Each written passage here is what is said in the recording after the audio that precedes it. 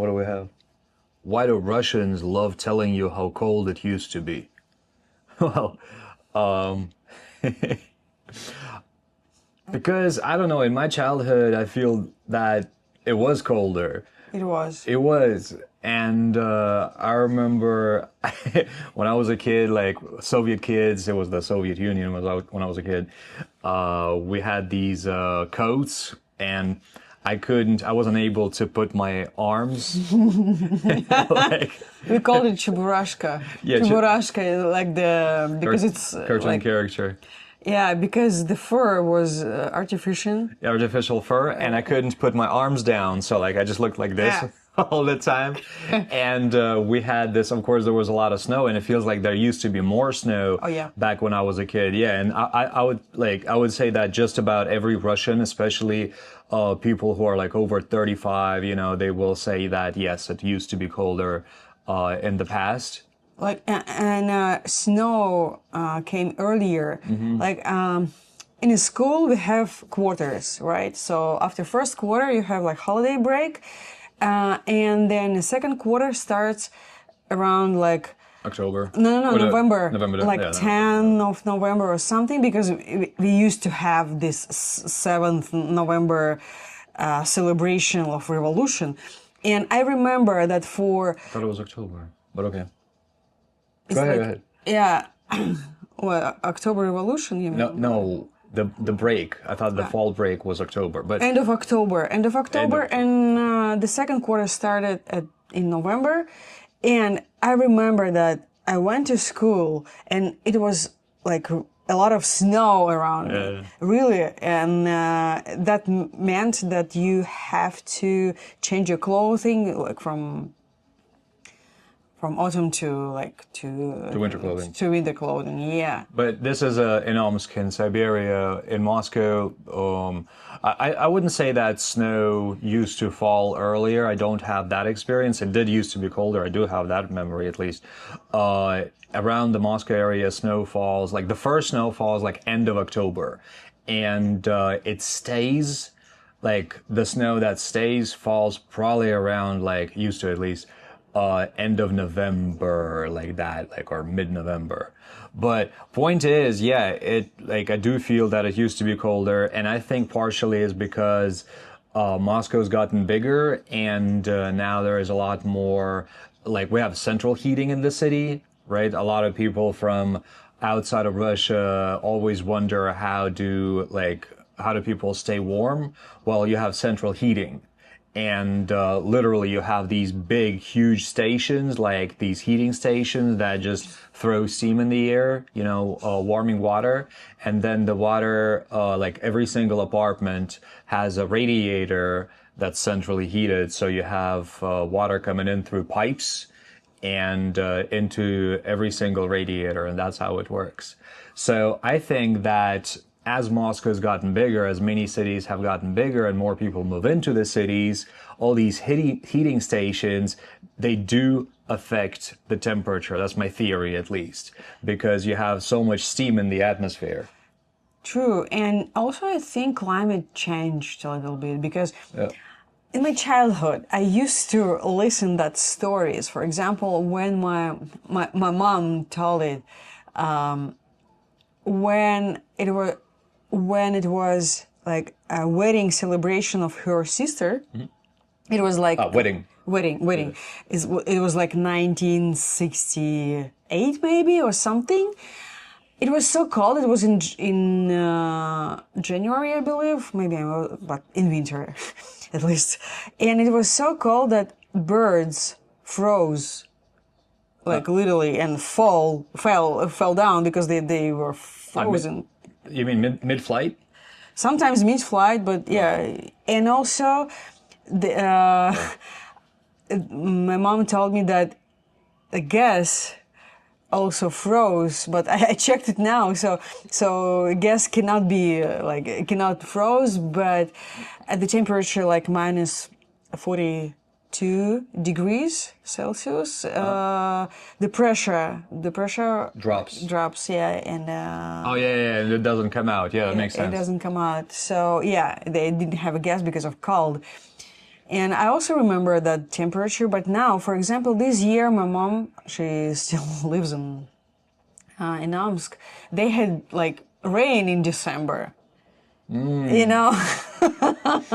Oh, that Yeah. sucks always. Like when you have rain that time, it sucks because usually it will freeze after, and that means ice, and that means slippery. I've broken a couple of bones on ice. I don't like winter. I hate winter.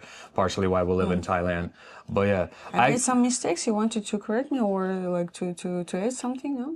no. I was clear enough? What? Whatever.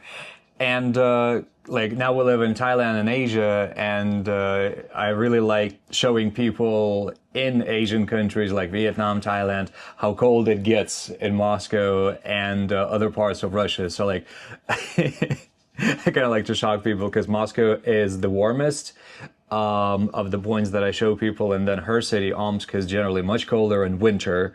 It's about the same in the summer. And then the coldest city in Russia would be Yakutsk. So Yakutsk frequently experiences temperatures below 30 Celsius, minus 30 Celsius. And like, it's not uncommon to see like minus 45 or even minus 50 or even lower sometimes in Yakutsk and like that whole area. So yeah, it can get pretty crazy out there. Personally, I've only experienced minus 35. That's the lowest I've been in. And it hurts to breathe a little bit when you're outside, and the moisture from your breath freezes. If you have facial hair, it'll freeze on your facial hair. Yeah. And also, there is a rule if the temperature is lower than, for example, minus 30, children in like little children. Начальная школа. What do you call it? Elementary school. Elementary school, they don't go to school. Yeah, they are supposed to stay at home. Yeah. So, yeah. And why do Russians love telling you? I didn't know that it's like a Russian thing that we use. We love telling. I don't know, but like love telling you. This is what ChatGPT generated, but this is what we have to say on the topic. I think people from like Scandinavia also have something to say. Definitely, yeah. How cold it used to be. But I know that I love telling Thais or like wherever, like whichever southern, like warmer countries that we visit, like Sri Lankans or Vietnamese.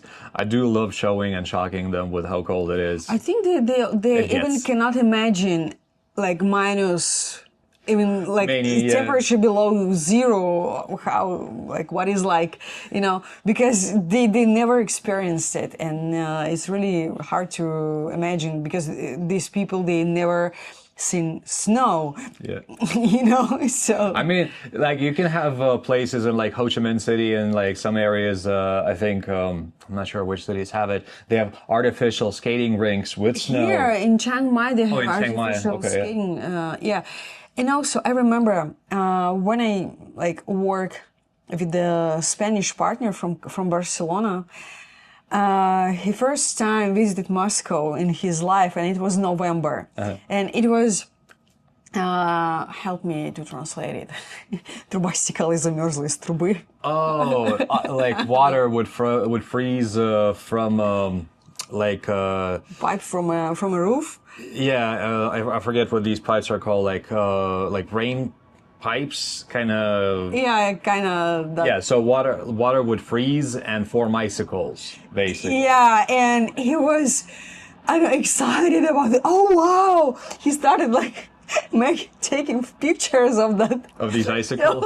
Of these icicles because he never seen it. But like, I'm so sick of it. It's like, yeah, I understand people have never seen it. They take pictures. They get super excited about it. Get really shocked about it. Like, I've had a Sri Lankan friend who's like dreaming to see snow, and you know, we come from a place where it snows for 6 months. You know, like our winter is like 6 months plus. So, I mean, it doesn't mean it's always cold. Like the summers are usually nice, are usually plus 20 and higher Celsius, and even like plus 30 sometimes. But yeah, it's a very big difference in perception. So that's what we have to say on the topic. Yeah. I think it's time for us I think it's time for us. I think the answer is why do Russians love telling you how cold it used to be? Because we have like really winter, like for 6 months or even longer, and that's why. Yeah. Because sometimes, for example, in Omsk, we had like temperature below 30 degrees, minus 30 degrees during like 2 months in a row, you know. Months, yeah. Yeah, and it's really like exhausting. Yeah. All right. So that's what we have to say on the topic, and I think it's time for us to pick a new one. And while we're doing that, please don't forget to give us a like. That's very important. We like your likes. Yeah. And do subscribe to our channel. Your turn. Oh, it's my turn. Yeah. Oh, yeah, that's right. I didn't mind. I thought it's your turn again. It's usually my turn, but I just. You're feeling generous. I gotcha. All right. Let's see. What? Oh my God. What? What does "сделано на коленке" say about the Russian spirit? This is a really good one, actually. "Сделано на коленке" means made on the knee. All right. And we'll definitely go deeper into that tomorrow. This is a very good expression. It can apply to a lot of things, and It's in our mentality. it's definitely in our mentality. So yeah, we're gonna say that. It refers to things that are made in like not very well, usually Without any preparing. without any preparation, just kind of made on the spot, and and work. Yeah. Sort of. And it works. And not sort of, sometimes And sometimes it actually works really well. Yeah. So, all right, that's what we got tomorrow. Thank you very much for watching us talk about stuff, and we'll see you tomorrow.